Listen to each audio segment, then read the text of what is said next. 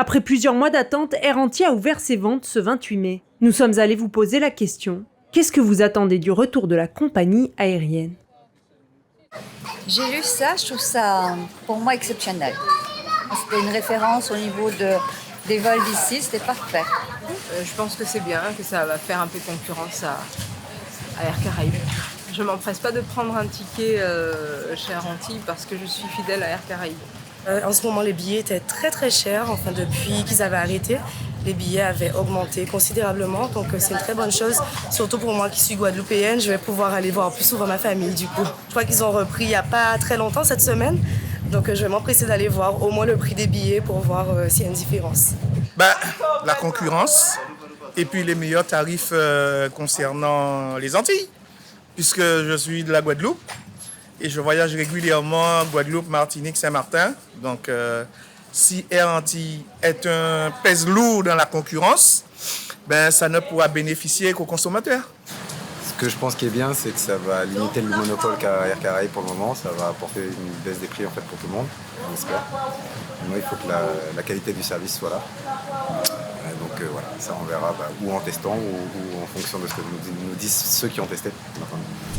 Même si le retour de la compagnie a de l'intérêt pour la population, nous n'avons pas rencontré de clients qui ont déjà acheté leurs billets. Nous avons décidé de vous aider à y voir plus clair. Nous avons comparé les deux compagnies qui font les vols entre Saint-Martin-Grand-Case et la Guadeloupe, à savoir Air Antilles et Air Caraïbes.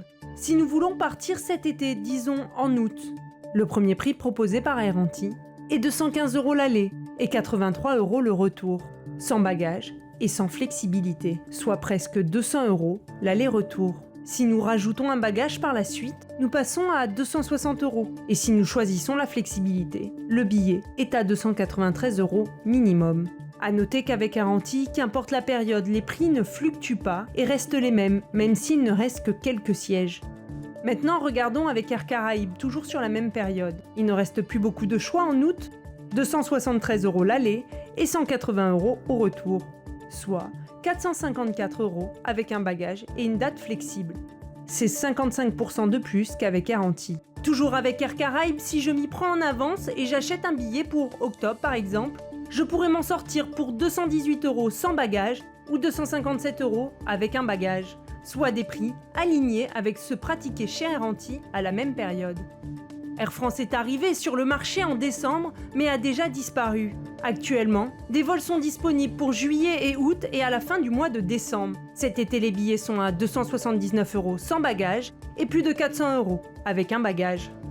En résumé, à partir du 15 juillet et tout l'été, il peut être plus intéressant de voyager avec Air Antilles. Par contre, si vous partez plus tard, le mieux est de comparer les prix en fonction de vos dates.